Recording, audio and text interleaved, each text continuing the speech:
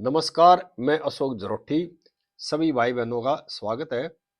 दोस्तों, डीयू के बाद जेएनयू में बवाल शुरू हो गया है।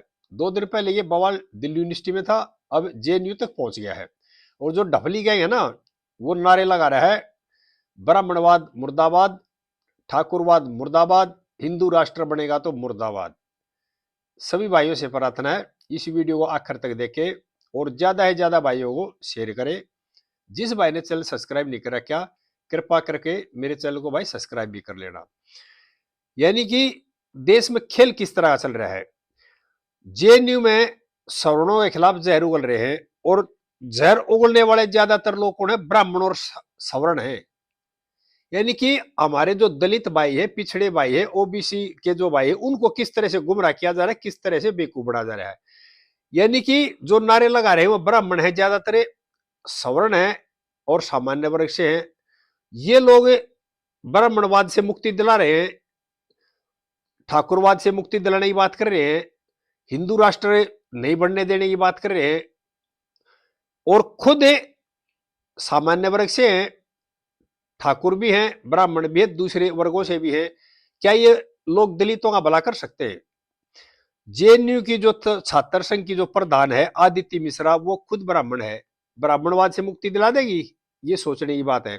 इसी तरह जो कन्हैया कुमार था, जो टुकड़े टुकड़े गैंग के बाद प्रसिद्ध हुए थे, वो जो कह रहे हैं कि भाई हम ठाकुरवाद से ब्राह्मणवाद से मुक्ति दिलवाएंगे, वो भूमि हर जाति से आते हैं और बिहार में जो भूमि हर जाति है वह सवर्ण में है। यानी कि किस तरह से देश के भोले भाले लोगों को, गरीबों को, पिछड़ों को, दलितों को, ओबीसी को किस तरह से बेवकूफ बनाया जा रहा है, किस लिए? अपनी सत्ता हासिल करने के लिए।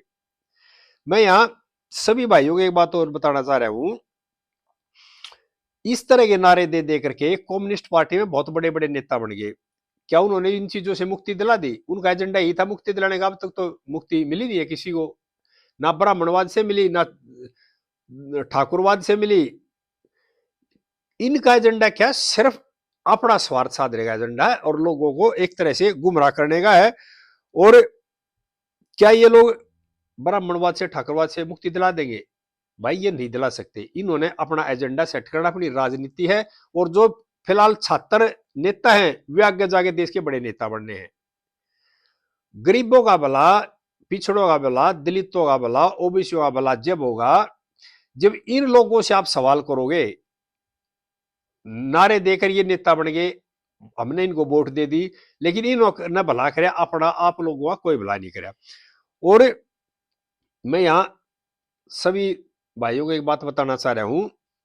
कम्युनिस्ट के जितने भी नेता है ना, ज्यादातर नेता वो ब्राह्मण समाज से हैं। और इन्होंने झंडा क्यों उठाया था? लाल जो झंडा उठाया ना इन लोगों ने, ये वे लोग हैं जो सबसे बड़े जमींदार थे। अपनी जमीनों को बचाने के लिए, अपना स्वार्थ साधने के लिए इन्होंने लाल झंडा उठा लिया और ये नेता बन गए। नेता किस लिए बने? क्योंकि इन्होंने अपनी जमीन बचानी थी, अपना फायदा करना था, गरीबों से नारे लगवाने थे। और यही कारण है कि गरीब जो गरीब ही रहा, चाहे वो पिछड़े वर्ग से हो, चाहे दलित वर्ग से हो, चाहे ओबीसी वर्ग से हो, चाहे वो सामान्य वर्ग से हो, वे सारे गरीब के गरीब ही हैं। इन नेताओं ने देश के भोले भाले गरीब लोगों को, पिछड़े और दलितों से नारे बुलवाने हैं और अपनी राजनीति करनी है। यहाँ पे एक खेल और शुरू हो रहा है। झंडा उठा रहे हैं लाल रंग का, अब हम पिछड़ों के नेता, दलितों के नेता हैं और भला दलितों का कोई नहीं करना चाह रहा, ना कोई पिछड़ों का भला करना चाह रहा है। भला करना चाह रहे हैं अपना। ये देश की जनता ने, देश के आम आदमी ने सोचने की जरूरत है। ये खाली दलितों को, पिछड़ों को, ओबीसी को और सामान्य वर्ग के जो ज्यादातर गरीब लोग हैं ना, उनको बेवकूफ बनाने का तरीका है और कुछ नहीं है। और खेल क्या हो रहा है देखो। ये खेल शुरू कैसे हुआ है? 2019 में बीजेपी को प्रचंड बहुमत मिला। उसके बाद कांग्रेस, वामपंथी और जो विपक्ष में बैठे लोग हैं जिनकी दुकानें बंद होगी, उन्होंने एक मीटिंग करी। अगर बीजेपी को या मोदी को हराना है ना, तो इस देश के जो हिंदू है ना, उनको टुकड़े में तोड़ना पड़ेगा, बांटना पड़ेगा, जाति के आधार पर उनको बांटो। जब जाकर के बीजेपी हार सकती है, जब जाकर मोदी हार सकते हैं। इस रणनीति के पे काम करना शुरू कर दिया। और क्यों किया? क्योंकि अपना भला इनको इसी चीज में दिख रहा है। 2019 में मीटिंग कर ली, भाई किसी भी तरह से देश का क्या है ना, जाति के आधार पर खंडित कर दो लोगों को। और इस तरह से झगड़े करा दो, यानी ठाकुर ब्राह्मणों को गाल दे रहे हैं, ब्राह्मण ठाकुरों को गाल दे रहे हैं, जाट ब्राह्मणों को गाल दे रहे हैं, ब्राह्मण जाटों को गाल दे रहे हैं, पिछड़े ओबीसी को गाल दे रहे हैं, ओबीसी वाले उनको दे रहे हैं, यानी कि आपस में लड़ाना। क्यों? वोट गिरते आम नागरिक देश के। इन्होंने क्या है, अपना सत्ता हासिल करने के लिए कि देश की जो लोग हैं उनको टुकड़ों में तोड़ दो, ये एक रणनीति के तहत 2019 में शुरू हुआ। इसमें क्या हुआ, इसमें इन लोगों ने न्यायपालिका का सहारा भी लिया।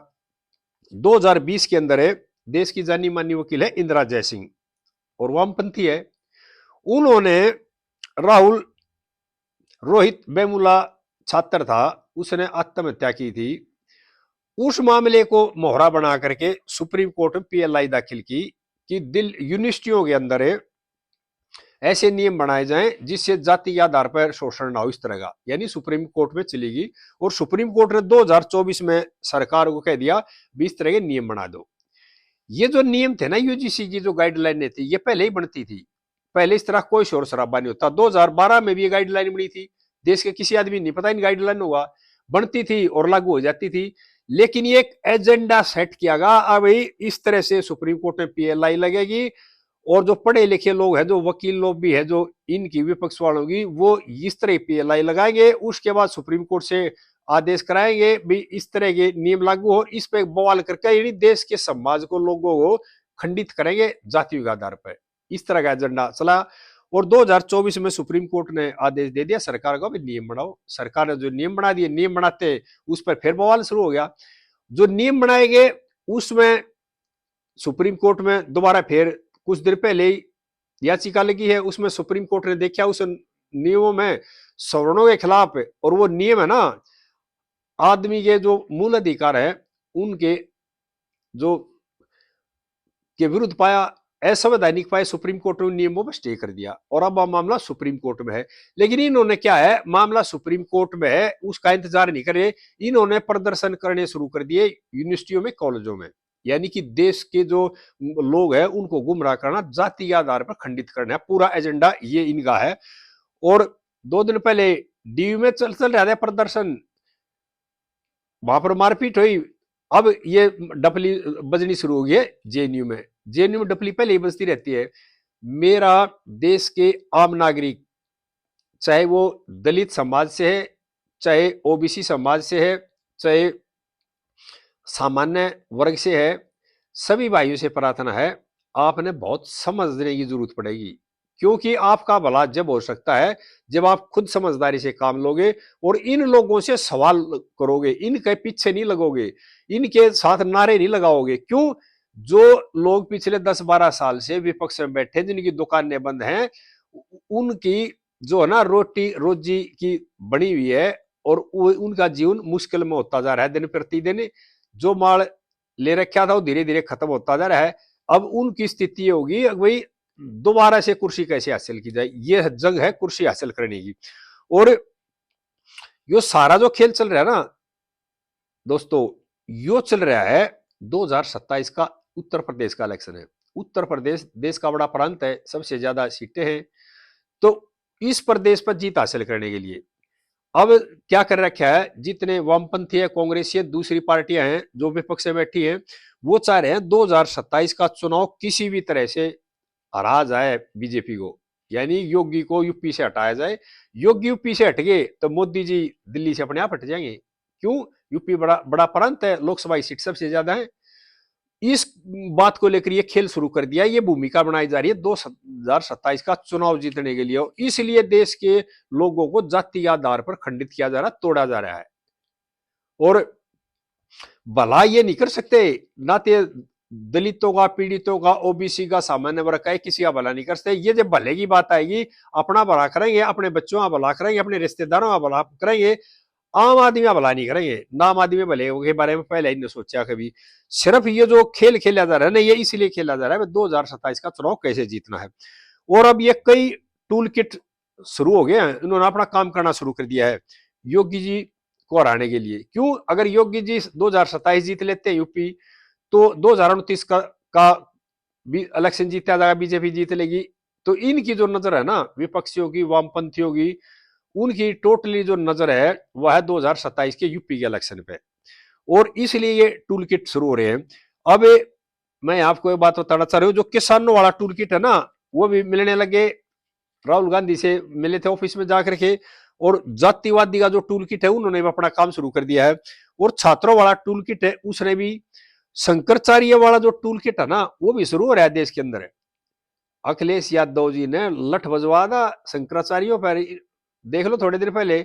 और अब जो अखिलेश यादव का प्रेम इतना उमड़ का आ गया शंकराचार्य के ऊपर, अब कति बिल्कुल खास आदमी अपना, लेकिन ना जब सत्ता में जब तो लाठी चलवाई थी। सारा खेल क्या है, अभी मोदी जो सरकार है इसको सत्ता से हटाना, और इसमें जो बड़ी बड़ी ताकतें काम कर रही है उसमें जो विदेशी टूल किट है वो भी है। मैं यहाँ भाइयों को एक बात और बताना चाह रहा हूँ, इसमें एक और खेल हो रहा है। यूपी का एक बहुत बड़ा उद्योगपति है, कुछ देर के बाद ये बात खुल कर भी सामने आ जाएगी, क्योंकि हमारे देश की जो एजेंसियां ना वो बड़ी गहराई से काम कर रही है। और केंद्र सरकार है, हमारे जो गृह मंत्री हैं वो अपनी एजेंसियों के साथ तालमेल करके चल रहे हैं। और एजेंसियां ना उनको पकड़ भी लेगी थोड़े दिन के बाद में। बहुत बड़ा कारोबार ये उत्तर प्रदेश का, जिसने फंडिंग की है कई जो यूट्यूबर है उनको भी। और कोई ये टूल किट में शामिल लोग है ना, जिन कई बड़े बड़े अपने घर भी बना लिए, सब टूल किटों की देन है। ये जो किसान नेता बने, छात्र संगठन ही नेता है, जो इन दूसरे संगठनों के नेता है, इनकी कुंडली खंगाली जाएगी ना। अगर इनके दादा या बाप के पास कितनी संपत्ति थी, अभी नई इतने साल में कितना बना ली, कौन सी मशीन लगी, इनकी कुंडली खंगाने की भी जरूरत है। और इनकी कुंडली सरकार कम खंगालेगी, देश की जनता ने ज्यादा ध्यान देना चाहिए इस बात के ऊपर। जिन लोगों ने हमारे से वोट ली वैगनार में चला करते, जिन लोगों के पास साइकिल भी नहीं थी हमारे से वोट लेकर के बड़ी बड़ी मर्जी करो, चलो कहां से आएगी, तनख्वाह से नहीं आती। चाहे कोई प्रधानमंत्री बन लो, चाहे कोई मुख्यमंत्री बन लो, तनख्वाह से तो गुजारा गुजारा है दाल रोटी का। लेकिन इतने दिन में इतनी संपत्ति कैसे आ जाते हैं, इतनी बड़ी बड़ी कारें कैसे जाते हैं, विदेशों में घर कैसे बन जाते हैं, विदेशों की यात्रा कैसे कर लेते हैं, कौन इनकी टिकट देता है, कौन इनका खर्चा है देता है, इसके बारे में देश के दलितों ने, पीड़ितों ने, ओबीसी ने, सामान्य वर्ग जो भी आदमी ईमानदारी से अपनी मेहनत मजदूरी करे उन्होंने सोचने की जरूरत है। जाति के आधार पर तोड़ करके इन्होंने अपनी स्वार्थ साधना है, अपनी सत्ता हासिल करनी है, और देश के लोगों को गुमराह करना है, सिर्फ किस लिए, अपनी सत्ता हासिल करने के लिए। सारा खेल चल रहा है सत्ता हासिल के लिए। यानी कि जेएनयू के जो प्रधान है आदित्य मिश्रा खुद ब्राह्मण है, कन्हैया कुमार है खुद भूमिहार है, सवर्ण जाति से है, ज्यादातर कम्युनिस्ट के नेता ब्राह्मण है और सवर्ण है। यानी कि नारा दे रहे हैं, ठाकुरवाद बर्बाद करो, ब्राह्मणवाद बर्बाद करो, हिंदू राष्ट्र बर्बाद करो, इस तरह के मुर्दाबाद के नारे लगा रहे हैं। ये क्या भला कर सकते हैं? ये भला भाई नहीं कर सकते। ये सिर्फ क्या करेंगे, अपना भला करेंगे, अपने बच्चों का भला करेंगे, अपने परिवार के भला करेंगे। इन लोगों के पास अपार संपत्ति है।